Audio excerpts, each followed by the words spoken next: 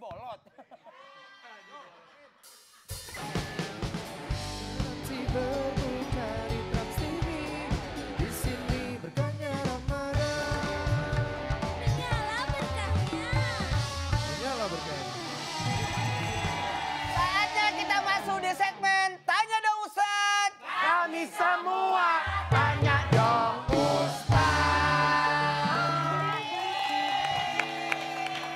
Ustadz, Iya. saya mau bertanya. Tapi lagi-lagi ini pertanyaan titipan. Dari siapa tuh? Titipan siapa? Titipan dari mana? Ini titipan dari teman-teman pemilik luka bekas knalpot. Ada Ada. paguyubannya Susah hilangnya ya. teteh yang punya bekas knalpot. Ya.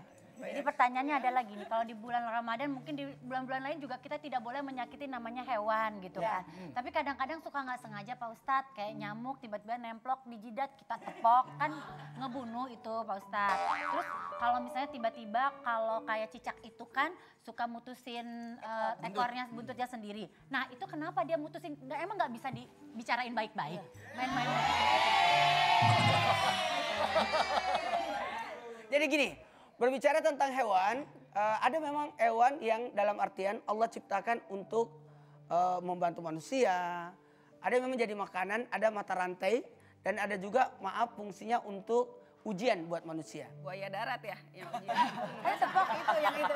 Mata, salah tepok ke sono. Saya bukan buaya darat. Apa dong? Buaya darat, laut dan udara. Jadi jadi ada memang yang diciptakan jadi ujian buat manusia. Seperti anjing dan babi dan sebagainya itu binatang yang bertaring tidak boleh dimakan. Jadi ujian, apakah kita sanggup melaksanakan ketaatan atau tidak.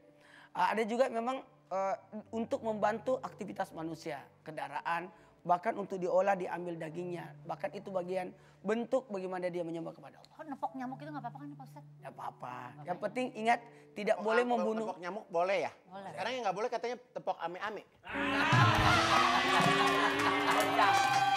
Ya jelas gini, membunuh binatang dengan menggunakan api yang tidak boleh.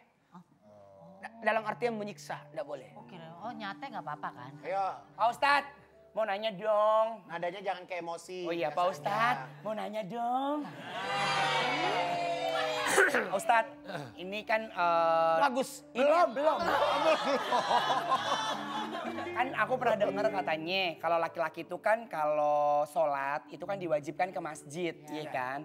Nah terusnya itu akan dihitung sama Allah langkah kita ke masjid jalan kaki. Pahalanya ya. Oh pahalanya. Nah kalau misalnya kita ke masjidnya naik motor, apakah dihitung per kilometer Pak Ustadz? Per bensin. Setiap langkah kaki. Bagaimana dengan berkendaraan? Tetap dihitung langkah. Setiap langkah kaki menuju ke masjid mendapatkan 3. Pahala, ampunan, dan derajat. Maka berangkatlah ke masjid dalam artian gini. Usahakan bersuci dulu dari rumah, baru ke masjid. Bukan nanti di masjid baru bersuci. Jadi untuk betul-betul ada keinginan untuk menuju ke sana. Karena memang ada orang cuma cari masjid untuk cari toilet. Bukan untuk cari sholat. Anwar begitu? Oh enggak dong. Mau sholat Pak Ustadz. Pakai mukena apa pakai sarung? Hah? Pakai mukena apa sarung? Pakai sarung cuma dibentuk mukena. Iya. Kak Igun gimana Kak Igun? Gue lu boleh jajak sendiri-sendiri. Mungkin dari Kang Sarul ada mau tanya sama Pak Ustadz. Kang Sarul. Ya, kalau lebaran kan ya Ustadz, kita dianjurkan untuk silaturahim ke keluarga. Karena suka bingung nih, ya sekarang kan ini saya baru nikah lagi nih. Setelah sebelumnya 7 tahun aku menduda. Kasian ya. Iya, bentar lagi bulusan loh ya. Berarti aku masih aman, baru 5 tahun. Udah 5 tahun. Aman. Tat, kapan nikah lagi, San? Tunggu 7 tahun mungkin. San, Ya. jadi kembali nih Ya. ya, pola-pola kebiasaan saat berumah tangga. Jadi sebetulnya lebih dulu ke keluarga, ya ke orang tua saya, Ya. apa ke orang tuanya istri gitu Ustaz. Gini aja, Ya. mohon maaf orang tua dan mertua itu sama. Jangan dibeda-bedakan. Sehingga kalau berkata, apakah aku ke orang mertua atau orang tua? Yang pertama dilihat secara dekat rumahnya. Siapa yang paling dekat pintunya dari rumah kita, maka itu yang kita datangi. Kemudian berdasarkan karena kebutuhan. Siapa yang lebih butuh? Misalkan maaf lebih tua dan sebagainya kita harus datangi. Karena di surga pun nanti kelak akan ada seperti itu. Kita mendatangi bukan orang tua yang datang ke kita. Dan yang ketiga mohon maaf secara kesepakatan. Oh mungkin kita kesini dulu. Yang penting harus berikan pengertian. Jangan sampai ridha Allah fi ridal walidain sutullah sutul walidain. Bikin gulali. Itu kata FD begitu tuh. Kalau begitu ada informasi yang menarik nih. Apa tuh? Kita lihat yuk. Tuh. Mana?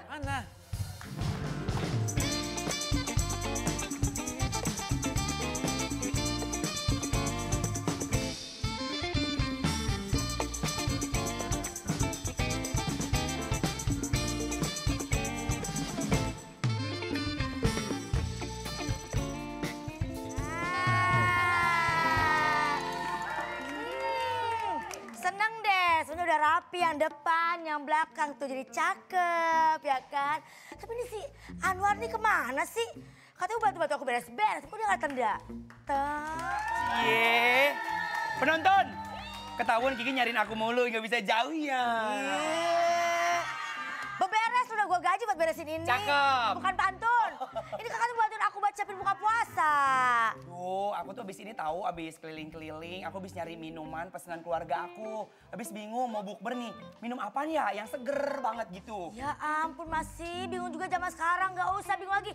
Mending bukber ala Nutrisari.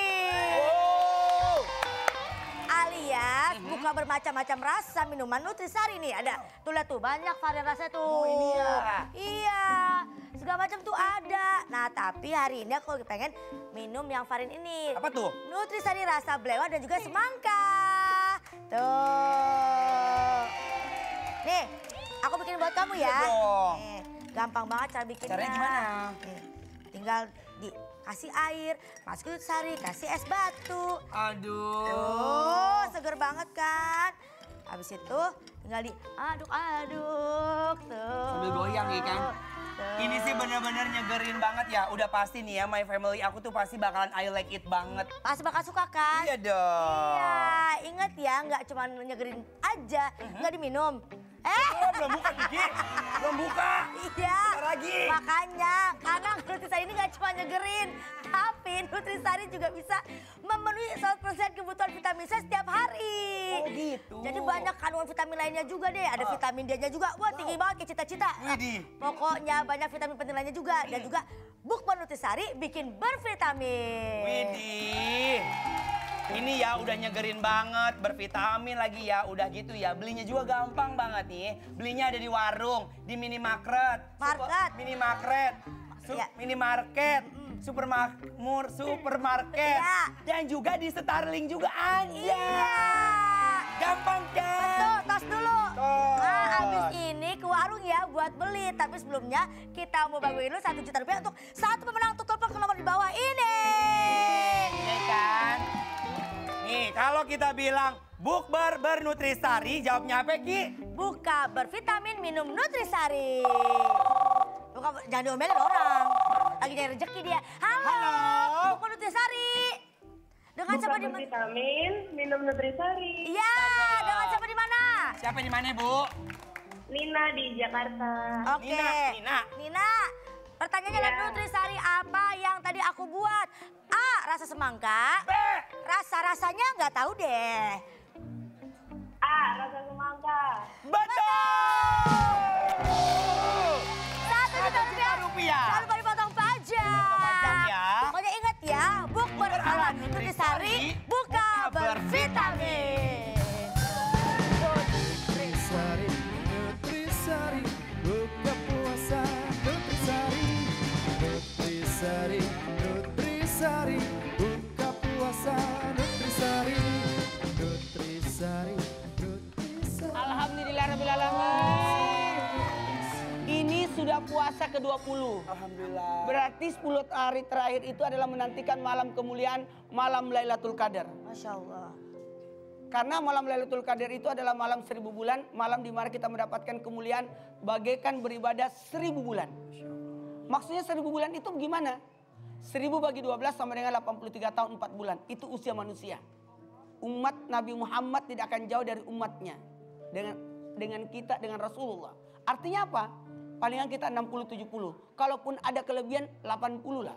Maka ketika datang malam Lailatul Qadar, ayo kesempatan buat kita untuk beramal kebaikan. Barang siapa yang sementara salat turun Lailatul Qadar, maka nilai salatnya 83 tahun 4 bulan. Masya Allah. Kalau dia ngaji, turun Lailatul Qadar malam itu, maka nilai ngajinya 83 tahun 4 bulan.